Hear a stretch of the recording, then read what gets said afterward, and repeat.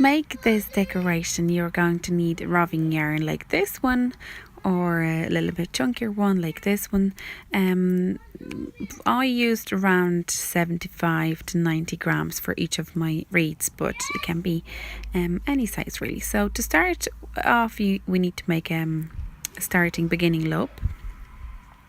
We are going to be sort of crocheting and knitting at the same time, but just using the fingers. So you bring the yarn at the back and then the front and then back again, and you thread it through to make a loop. I'll show you again, just to make it a little bit easier. You bring it to the back, front, the back, and then you thread it through just to make a loop. For anyone who knows how to crochet or knit, this will be really simple.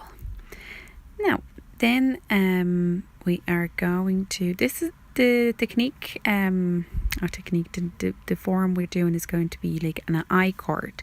So you thread through to bring another loop. This is called chain, so you make chain with your fingers. You just bring this through. We're going to make 4 of these, and then you bring another one. You just grab it, you pull it through, and this just forms a little loop, then a chain. There's 2,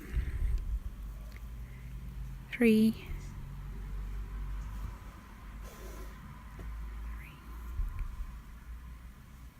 and 4. You can make any size really. 3 would be simple to start with.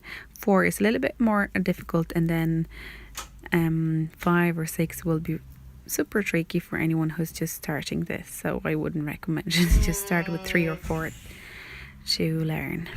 Now this loop stays on your finger, and then you don't go into the first one, you go into the second chain, and you bring another loop. And then normally if you would be crocheting, you would be working with this, but we don't. We just keep this on our finger, and then we grab another one in the third of the chain. So 1, 2, 3, and we go into the last one. That's the last one here, and we bring this here. So there's 4 loops now. Okay,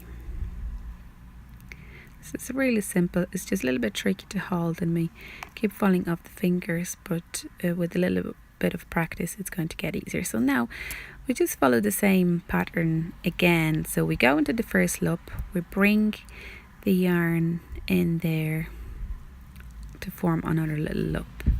So we're just really making loops all over.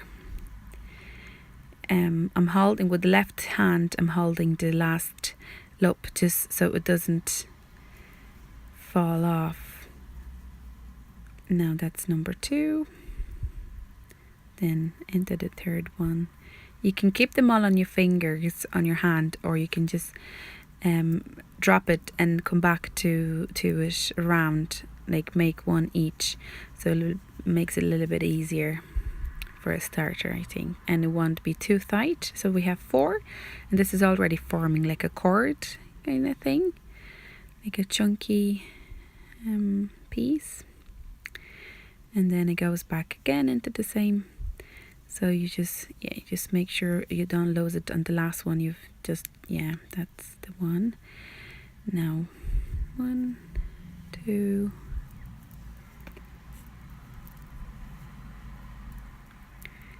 3.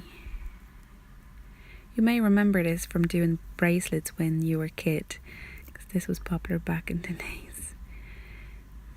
If you don't have a roving yarn and you find it hard to buy, you can just use many strings of a yarn maybe to make it chunky and to build it up like that. You could even actually use chunky fabric strings as well, so just to make it a bit chunky. So that's how it's going to look. Carry on until you're happy with the size of it.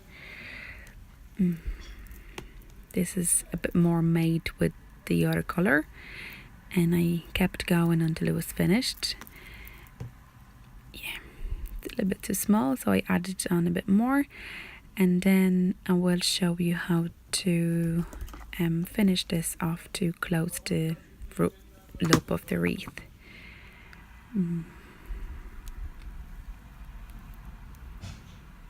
Here it is made. So with the loop, with the string you have left, you thread it through all of the loops to complete it, to make it secure.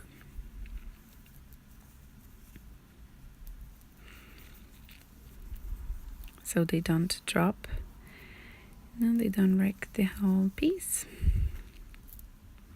So they are secure now. And with the leftover of the yarn from the start and the end, I just really tangle them in to connect it together, the both sides together. So there's no pattern for this, you just really kind of hide it in between the other bits to make it secure together.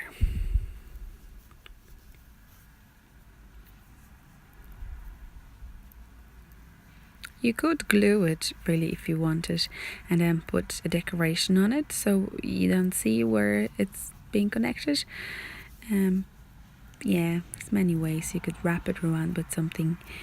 And so the reed is very chunky, but it's really soft as well. So if you want to hang it on the door or on the wall, you may need the backing for it, so maybe a cardboard with something glued at the back of it to make it secure, or you can also use it as a centerpiece on your table and stick candles inside, or Christmas baubles.